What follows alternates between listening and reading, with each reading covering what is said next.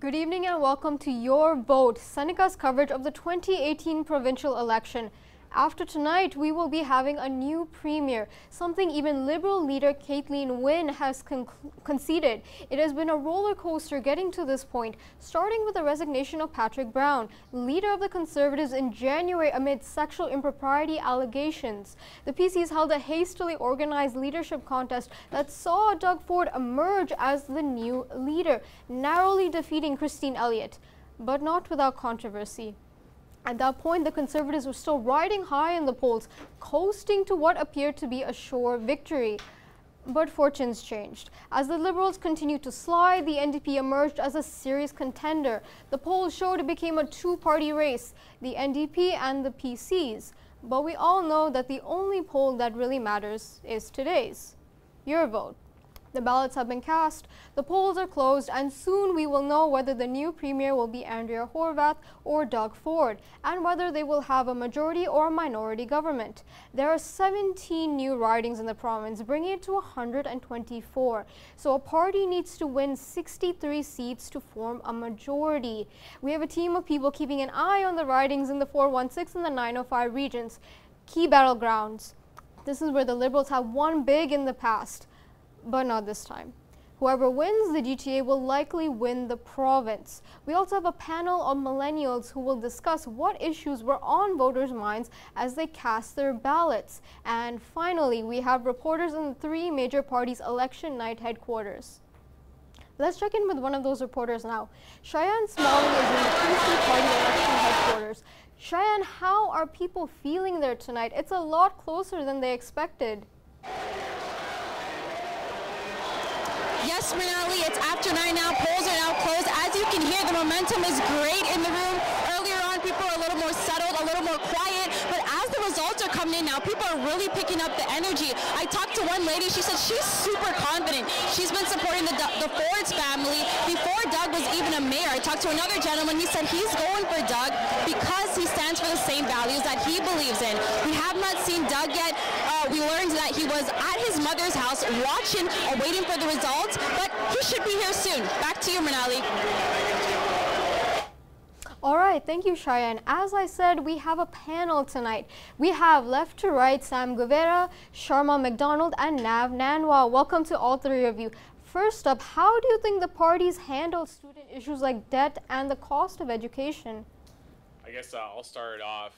If we're looking at the Progressive Conservative Party to begin with, there wasn't much that the party had said when it came to a lot of student issues, specifically around those involving tuition. And that's actually something that, Doug Ford himself has actually said that, when they were to get in power, that'd be something that he'd be looking into rather than actually proposing something up front.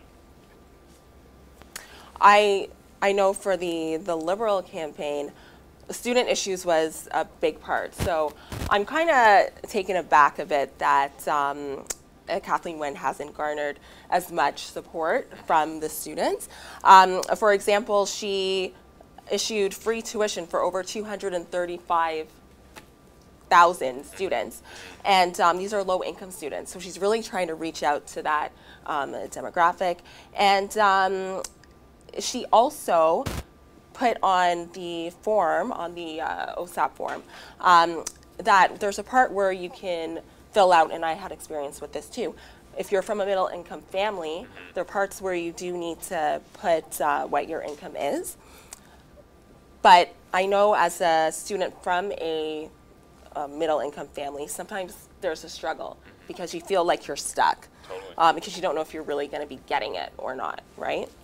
So I know for me that was an issue, so I can speak to that personally. So what she's been doing is really been focusing on the parents and on middle income parents so that they don't need to put their income all the time, or it's not going to be taking into account as often as it was before, because that did hinder a lot of students from being able to get OSAP funding. Mm-hmm. Yeah. Well, the NDP is on the other spectrum of the PCs. They've actually targeted free tuition for the post-secondary students, right?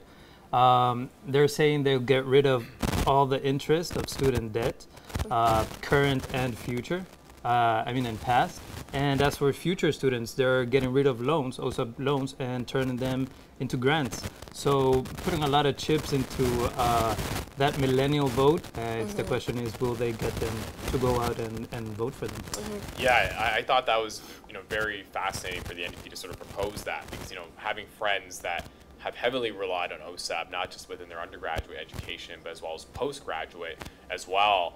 The sounds of having a loan is definitely more attractive. Sorry, it sounds of having a grant is definitely more attractive than being given a loan and being expected to pay back. Because I've had a number of friends now, well into their 30s, that are still looking to pay off some of their OSAP loans because of just certain circumstances. But the one issue that I would say that PC did address was the the sex ed curriculum. It's very interesting to see that the curriculum that the Liberal Party has actually proposed and actually put forward is being someone from the city of Brampton. I saw a lot of citizens who were really opposing this, and quite frankly, it's something that the PC government is looking to further investigate if they get into power. Is this curriculum, looking at it more in depth and actually assessing it and having consultations with parents to get their feedback before any firm decisions are made. But personally, when I look at the sex ed curriculum, and I don't know how both of you feel about it, I think, with the internet being such a prominent, playing such a prominent role in the lives of a lot of children lately, I'm actually quite for it. Like, I think that, the direction of the sex ed curriculum and just, what the information that it's conveying, obviously at a very young age, I feel that, it's a lot better than kids sort of going on the internet and seeing what's on there and kind of exploring on their own. Absolutely, and I agree with that, because there are some students that the parents have said that they don't want their child learning about this, or they're going to be learning about this in some other way. So I know Kathleen Wynne got a lot of hot water for this, but we'll see how it rolls out tonight. So over to you, Marnella. The polls have been closed for about 20 minutes now, so let's see if we have any results yet. Toronto is going to be a battleground tonight. Both the NDP and the Conservatives hope to steal seats from the Liberals. Even Kathleen Wynne's seat is in jeopardy. Naj Craft is keeping an eye on downtown Toronto, and Caitlin Narciso is watching ridings in Toronto's North End.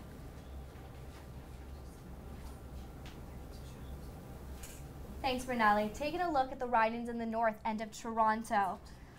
In Humber River Black Creek is a close three-way battle. Mario Sergio, the longtime MPP, is replaced by Deanna Scrow for the Liberals. She's the daughter of Judy Scrow, a federal MP, but because of the current sentiment against the Liberals, it's a tough battle. The Conservatives are a strong opponent here with Seema Muskrat, who holds a master's in child development and psychology. Another strong candidate is NDP Prior Tom Rekosevic. In the York South and Western region, it's strongly believed the current MPP, Laura Albanese of the Liberals, will be taken out also due to that anti-Liberal mentality. Conservatives think they have a good chance of taking over this riding with Mark DeMontis, the president of LHON and founder of the charity Courage Canada. Over in the Don Valley East, we have a two-way battle. Michael Coteau of the Liberals is the current MPP. He was the minister of the Pan Am Games, and if he manages to snag this victory, he will be the front runner to succeed Wynne as Liberal Party leader. That being said, Danzel Minan Wong is an extremely strong candidate for the Conservatives. He's the current city councillor for Don Valley East and the deputy mayor for the city of Toronto. It'll be interesting to see how this one plays out. Now, over in the Don Valley North, the Liberals have Shelley Carroll, the city councillor and budget chief of Toronto. The Conservatives are expected to win out with Vincent Ke. The Don Valley West is going to be a battle. This is Kathleen Wynne's riding, and she could very well lose her seat to John Kieran of the Conservatives. He's been campaigning for over a year and is the one to watch in this battle. The Eglinton Lawrence is a stronger riding for the Liberals. Michael Coe has been the MPP for a long time and has a good standing with the area. The Conservatives, however, are hopeful that they can take it over with Robin Martin. In Willowdale, Stan Cho, the Conservative candidate, is expected to take this riding over the current Liberal MPP, David Zimmer. The York Centre is another battle. The York Centre used to be a Liberal stronghold, but harkening back to that anti-Liberal vote, Roman Estras, who wishes to take current Liberal MPP Monty Quinter's place, could very well be beaten out by Raymond Baber, the Conservative candidate. Over in the Scarborough North, there's another two-way battle going on. Raymond Cho of the Conservatives is the favorite to win, but Chin Lee of the Liberals has been the city councilor of Scarborough North since 2006. Scarborough West is expecting current Liberal MPP, the city councilor Lorenzo Berardinetti, to be swept aside by Gary Ellis, the Conservative candidate. In Etobicoke Centre, PC candidate Kinga Suma is expected to take this riding. She worked in City Hall under the Ford administration and has very close ties to Doug Ford. It's still early, and we'll have more results as the night goes on. Nash? Thanks, Caitlin. In downtown Toronto and to the west, there are a lot of seats that were considered Liberal strongholds, but tonight we could see a change in hands. Let's have a look at the Toronto downtown and West End ridings. Starting with Beaches East York, the polls show is expected to be a very close race. For the Liberals, MP Arthur Potts was elected in 2014, Parliamentary Secretary, Minister of Environment and Climate and Change. For the Conservatives, we have Sarah Mallow, who ran for nomination in Mississauga and East Cooksville and lost, but actually went on to win the nomination in Beaches East York. For the NDP, we have Dr. Rima Burns-McGowan, who's University of Toronto professor in history. To Davenport, where the polls show NDP are ahead. Merritt Stiles is expected to win, and she's also part of the Toronto School Board. Liberals have Christina Martins, who's an MPP, introduce a private member's bill for calling an end for employers forcing women to wear high heels. For the Conservatives, we have Dr. Federico Sanchez, who's committed to humanity and a physician for over 20 years helping people struggle with addictions. Now to Parkdale Hyde Park, a strong NDP riding. The NDP is expected to win. This is Batila Karpoch. She came to Canada in 2002 and also worked as executive assistant for NDP MPP Sherry DeNovo. For the Liberals, we have Nadia Guerrero, who was a teacher and also running as well. On to the Battle of Fort York, Spadina Fort York. Very close, but NDP has the edge. Liberal Han Dong MPP is also born in Shanghai, was first elected in 2014 and is a parliamentary secretary to Minister of Training in College and Universities. For the Conservatives, we have Iris Yu, who's also from Shanghai and worked for several years in the financial industry. And again, the candidate for the NDP is Chris Glover, who is a part of the Toronto School Board and is a trustee. To the Toronto Centre, where it's also expected to be a battle. The NDP Suze Morrison is a community activist, and we have for the Conservatives Meredith Cartwright, who is a Toronto human rights lawyer. For the Liberals, we have David Morris, who is a senior policy advisor in the Ministry of Health and also an active member in the LGBTQ community. To the Toronto Danforth, this is as strong as an NDP riding as it gets. For the NDP, their candidate is Peter Tabbins, a former Toronto City Councillor, and is expected to win this race. However, we do have the Liberals' Lee Koo, who's a community activist, who's also running, and for Conservatives, we have Patricia Calijofris, who is a high school teacher. To Toronto, St. Paul's, this will be contentious. We have a Liberal Jess Spindler, who's a lawyer, human rights advocate, and director of legal affairs. For the Conservatives, we have Andrew Kirsch, who is a former infantry soldier with the Queen's owns rifles and field investigator in special operations. NDP, we have Jill Andrew, who's a self-described black queer fact activist and is looking to run in this riding. To University Rosedale, this is very close. We have Joanne Davis, a Toronto Catholic School Board trustee. The Conservatives have Gillian Smith, who's also 20 years of experience of leadership, is looking to win as well. For the NDPs, we have Jessica Bell, who's a public transit advocate and who wrote 2 manuals in activism that gave up tips on civil disobedience. Now to Etobicoke Lakeshore, this is going to be very close. Again, we have the current riding, Peter Milchin, who is a city councillor who knocked off Doug Holliday last election, is running again. Peter Milchin was elected MPP in 2014. We also have the Conservatives, Christine Hogarth, who's a PC party first female executive director. For the NDP, we have Phil Trotter, refugee litigation lawyer, who was running and has ran in 2015 but came third. To Etobicoke North, otherwise known as Ford Nation, we will see. Because although Doug Ford is the businessman and leader of PC party and brother to former Mayor Rob Ford, we also have NDP leader Mohammed Amin, who's a longtime volunteer at Somali Youth Association. And we also have the Liberals' Shafiq Kadri, who is a graduate doctor from University of Toronto, who's elected MPP 3 times in a row. To Mississauga Lakeshore, we have, for the Liberal Party, we have Charles Souza. Now, he should have been up for potential leadership, and if he loses, he's quoted to say that he will go back to the financial industry. For the Conservatives, we have Rudy Cazzetto, who's working as an auditor for Ford Motors for over 30 years. And for the NDP, we have Boris Roselak, spending over 30 years of his life working for the City of Toronto and is dedicating his rest of his life to providing citizens with a lower and more affordable real estate. To Mississauga Streetsville, this is a three-way race. The Liberals, Rob Delaney, former Chief Government Whip, currently serving his 4th term. We have Conservative Nina Tandri, recipient of the Global Peace and Friendship Award. And we have the NDP party's candidate as Jacqueline Gujarati, labor activist, member of Public Service Alliance of Canada for 33 years. So that's how it's looking in the Toronto downtown and West End ridings. Now back to you, Mrinali. Thanks, Naj. Let's check back in with our panel. Hey guys, let's talk about healthcare. We have heard a lot of problems in the system. The term hallway medicine comes to mind. What were the parties promising to do to fix them? You know, hallway medicine has been quite the issue. And again, I talk about my experience sort of growing up in Brampton and, you know, the fact that we had a hospital like William Osler where I saw it, you know, full out that hallway medicine was not an effective way to be treating, you know, young children or even seniors.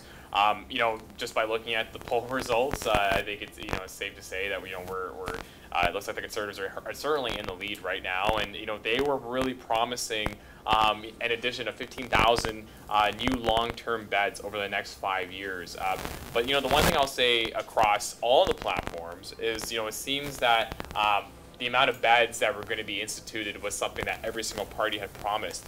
But one thing I kind of want to pose to the panel is, do you think that's an effective way to sort of go about this, knowing that, you know, with getting more beds in these hospitals, you also need to hire more nurses, hire more doctors, which again does create, you know, a bit of a budgeting challenge when you look at where this money is going to come from.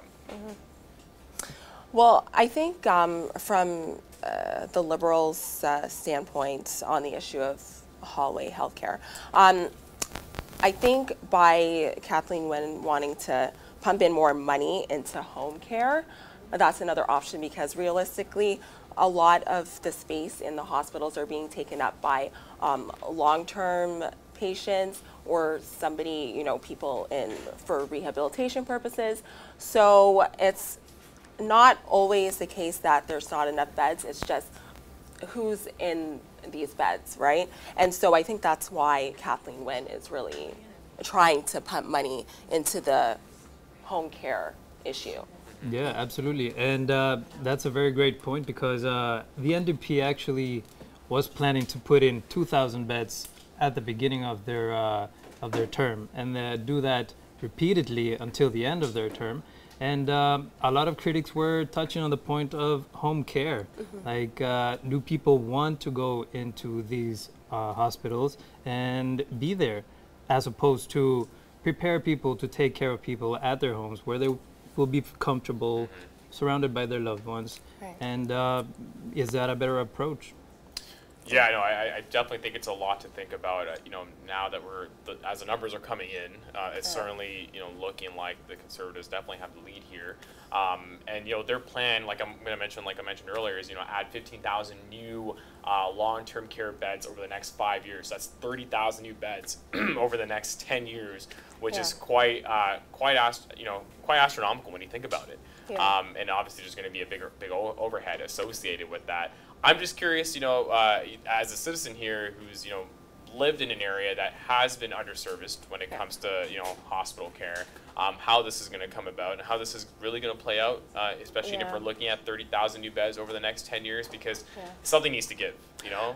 Yeah, and you know, I'm really hoping that the whole hospital situation does get worked out, because I myself, like you were mentioning before, I've been in that situation where you're in a hospital and you need emergency care, or, you know, maybe they think that you're not deemed an emergency situation, and they end up putting you in the hallway. I've been in that situation, and you can end up staying there all night, right?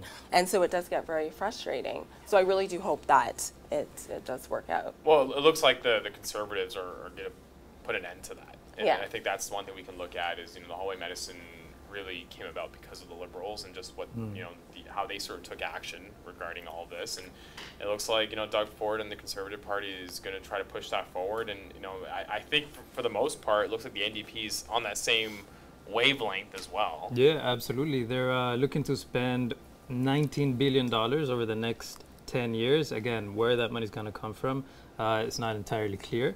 Yeah. But the intention is there, you can say, and it speaks a lot about where the hospitals are, as you said, that all three parties are looking to fix this problem. One thing I did want to mention, and we're going to relate this back to Seneca students, is obviously mental health was a huge conversation that was going on amongst all three parties. It looks like the Liberal Party really had an action that they wanted to put forward when it came to mental health. We'll see what happens with that, considering their current status right now in this election. But, it's interesting that the Conservative government didn't really put any emphasis on that. And that's, probably somewhat concerning. And hopefully, Sam, the NDP can, maybe hold them accountable, with the representation that they have at Queen's Park to really make something happen. Because, we're seeing a lot of, mental health support systems, being available, across many different educational institutions, like this included. Yeah. No, absolutely. Yeah. And I mean, for Liberals, yeah, they have been putting a lot of money into the mental health campaign. And I know that Wynne even went to the KMH to make that big announcement, because that's an historic $2.1 billion that she's pumping into that campaign. Yeah, awesome. So it should be interesting. I think we'll head back to Mrinalini. Thank you, Nav. This just in, we have heard that in the riding of Guelph, Mike Schreiner, the leader of the Green Party, has officially won. Now, prior to this, the Green Party has never elected an MPP in Ontario, but recent polls show Schreiner has been able to pull out a victory tonight. So right now, we'll be checking in with Emi Takahara, who is keeping an eye on New York region ridings, and Melanie Stark, who's watching Durham. Thank you, Mrinalini. In York Region, north of Toronto, we could see some provincial cabinet ministers lose their seat. Let's take a look at each areas. In Aurora Oak Ridges, Richmond Hill is new riding. We have Michael Parsa is running for Conservative, and a community active is expected to beat both Liberal and NDP. So far, Michael Parsa is receiving over 50% of votes. In King Vaughan is also new riding. Conservative Stephen Ledger is a former advisor to Stephen Harper, and over 90% of Ontario PC voted him to be a candidate. Move to Markham-Stouffville. We have Liberal Helena Jacek, who was first elected as the MPP for the riding of Oak Ridges Markham in 2007 and re-elected in 2011 and 2014. She currently works as the Minister of Health, Chair of the Cabinet, and is a Vice Chair on the Health. But we have Conservative Paula Calandra, former MP. He was re-elected in 2011 and has served on many committees, is more likely to win tonight. In Markham Townhill is a new riding. Vanyata Nathan is a community activist running for Liberal, but Conservative Logan Kanapachi will more likely to win. In Markham Unionville, retired Liberal Michael Chan is one of the candidates of Liberal. Another Liberal, we have Amanda Wong Kolochi, who is currently serves on the board of directors for Markham District Energy, and Billy Pang, who runs for Conservative and advocated for the homeless and many charitable causes. Move to Newnham, Aurora. NPP Chris Ballard is a very popular local rider, runs for Liberal. But Christina Elliott is an also popular candidate and runs for the leadership against Doug Ford and expecting to win. Next, Richmond Hill. Liberal Leza Moridi was first elected as Liberal MPP in 2007 and re-elected in 2011. He served as Ontario's Minister of Research and Innovation, but is more likely to lose at this time because majority votes are likely to go to the Conservative.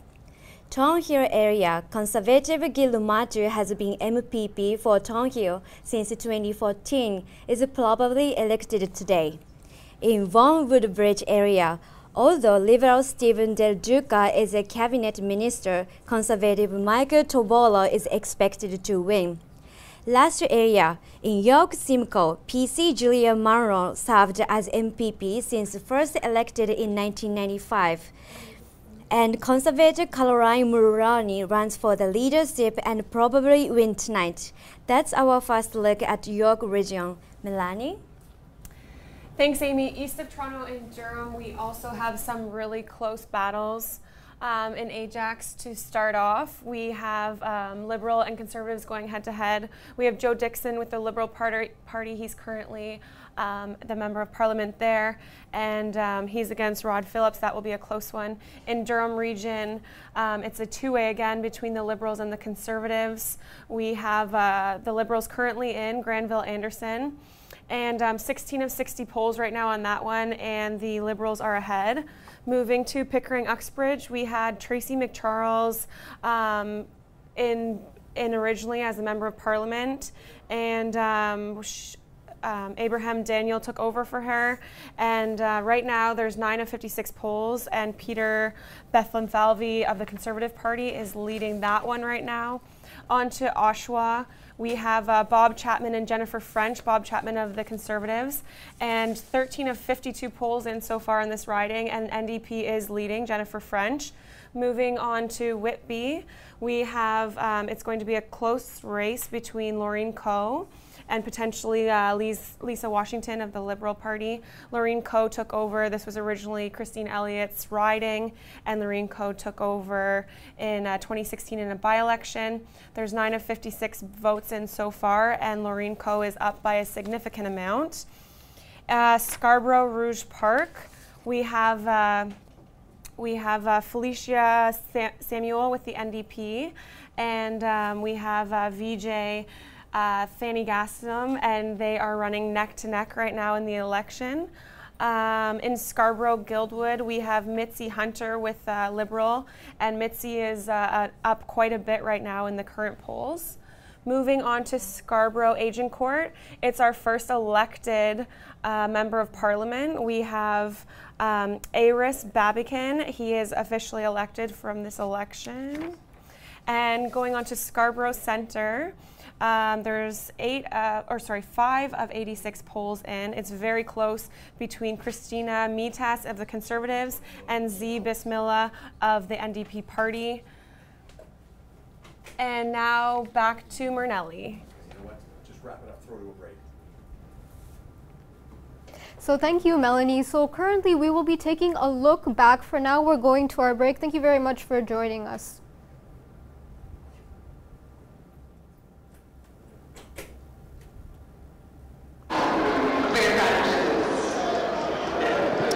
Murnelly, the energy is still picking up in the room. PC has won majority.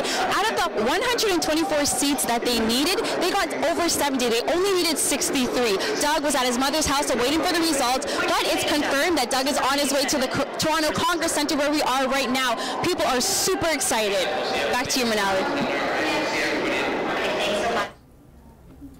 Okay, we're waiting for further instructions. I don't know what Bill's going to do. But good so far, guys. How are you feeling so far?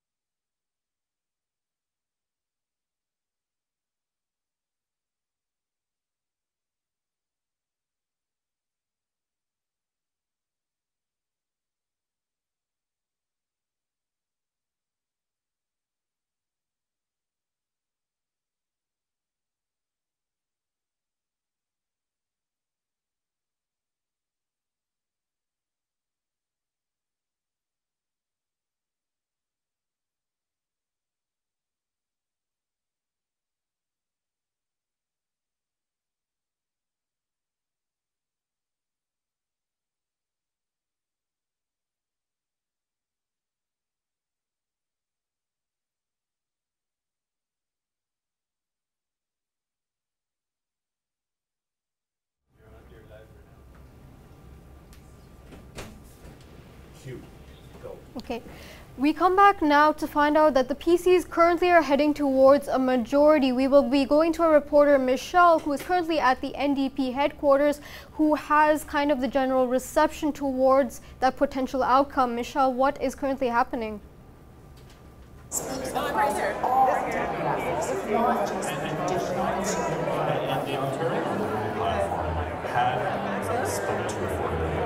were talking about free preschool for all families in Washington. That's $17,500 Am I on right now? in this campaign. One of the areas where we found out is we weren't able to communicate that for whatever reason. Am I live right now? In a way that connected with Okay, so not people will be buying the policy and birthing materials every day. Oh, that's the mic.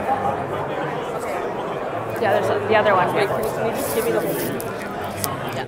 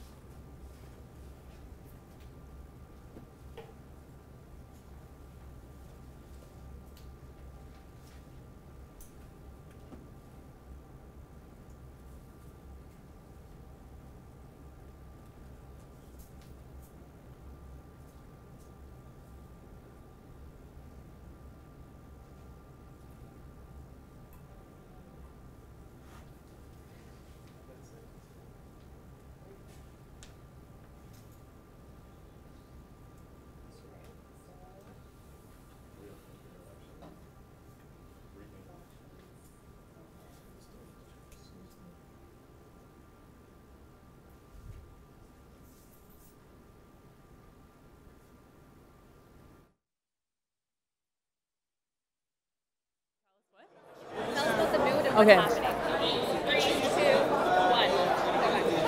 As you can see, the crowd here in Hamilton, we're all still waiting. We're all still waiting for a few MPP results.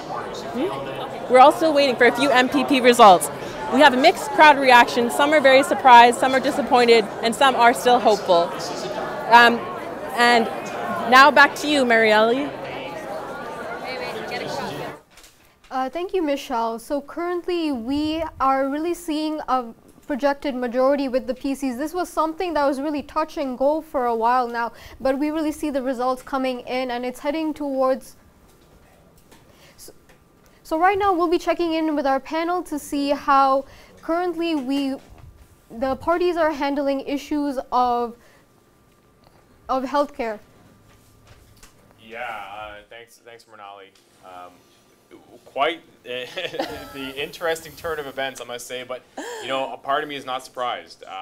You know, I think with the state of the Liberal Party sort of coming into this election, you know, I still feel like even though the NDP has, you know, gained a lot of seats through this election so far, as we were still tabulating the votes, that you know, the ghost of Bob Rae still lingers. And I think not a lot of people were totally convinced. And my honest opinion is that even though Doug Ford is Doug Ford, people just wanted to be on the safe side. And you know, they've always sort of flip-flopped between a Liberal and Conservative with the fear that if they go NDP, we could see a repeat of the 90s. Yeah. And they did take a lot of heat on that. And we would see Andrea Horwath just dance around that saying, I'm not Bob Rae. We're not in recession times, different environment, but it didn't play through. Now, it'll be interesting to see what the NDP can do as an official opposition, right?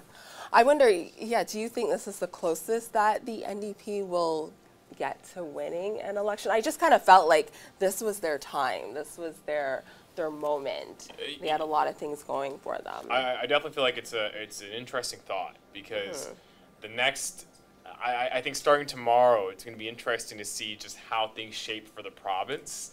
Right.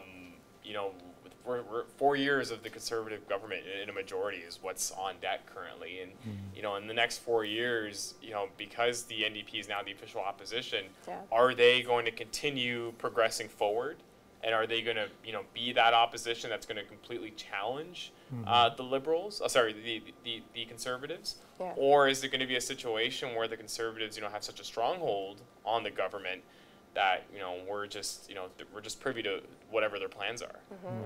And they stand opposite in so many topics, right? So many issues that it's going to be interesting to see how the NDP and the Liberals might do a coalition, sort of, and turn into that opposition. Well, it really depends on how many seats the Liberals end up with. Yeah, I hate to say it, but it doesn't. Charmin. Yeah, and speaking of which, I'm glad you brought that up.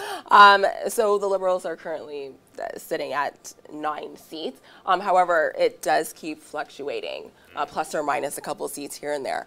But this is very crucial because 8 seats are needed in order to maintain their official party status. So we're really going to be watching those seat numbers closely to see what's going on with that. Oh, definitely. And yeah, just where do we go from here? And as students of Seneca, also not really sure where the PC government sort of stands on educational issues.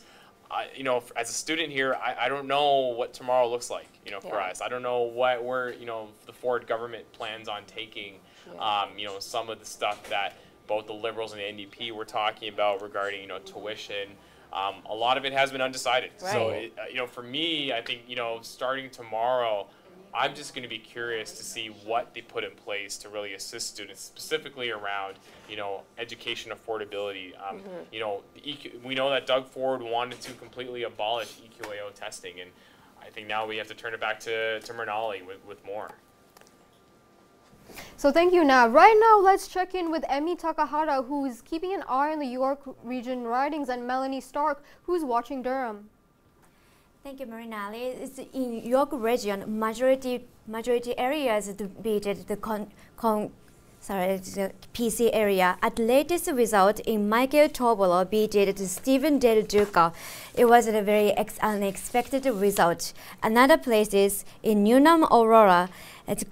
Christine Elliott beat Christine Elliott won, receiving over 50% of the votes and beat Melissa Williams. Melanie? Yes, thank you, Amy. Back to Durham. Just a few notable riding outcomes. We in Ajax have Rod Phillips with the Conservative Party. He won over previous Member of Parliament, Liberal Party's Joe Dixon. In Pickering, we have elected Peter Bethlenfalvy. That again is over the previous Member of Parliament from the Liberal Party. And then in Guildwood, we have a really exciting race happening right now. We're 29 of 69 polls reported so far. And Roshan Nalarandam is ahead of Mitzi, which is potentially could be a big upset for the Liberal Party. Now back over to Morelli. Thank you, Melanie. So currently we'll be heading to the PC headquarters with our reporter Cheyenne Smalling. Cheyenne, how are they feeling right now?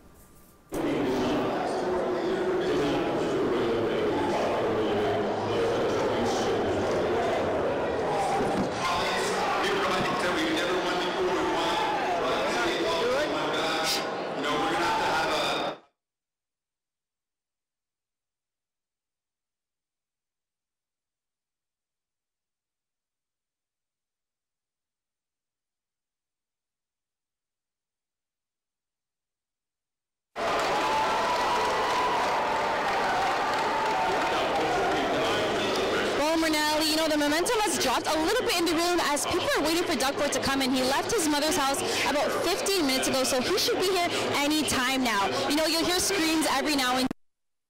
Local candidate for the PCs are elected, and in contrast you'll hear boos when an NDP and a Green Party member, which is only one, gets elected. But nevertheless, people are just waiting for Doug to come in and give that anticipated speech that they've been waiting for.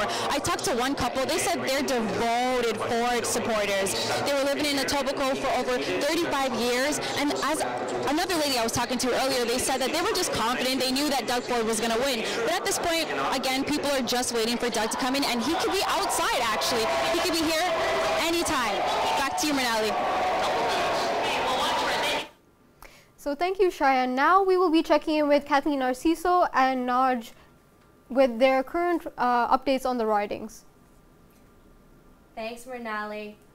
So we're taking a look at the Don Valley West, where a battle was held, and Kathleen Wynne held onto her seat and beat out PC's John Kieran by just under 1,000 votes.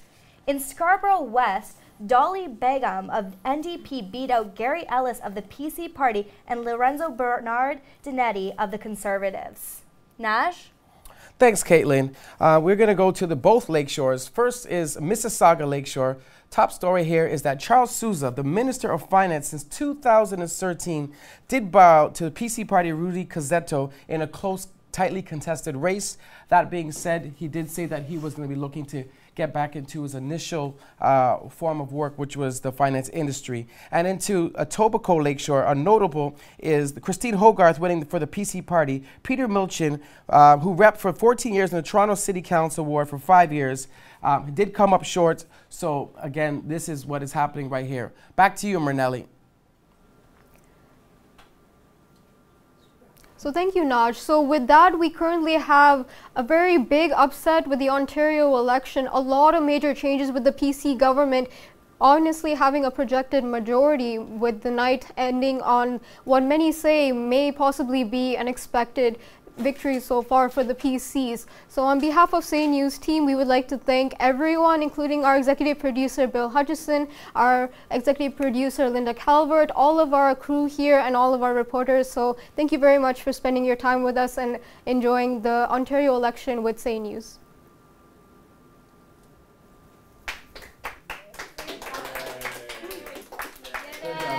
You're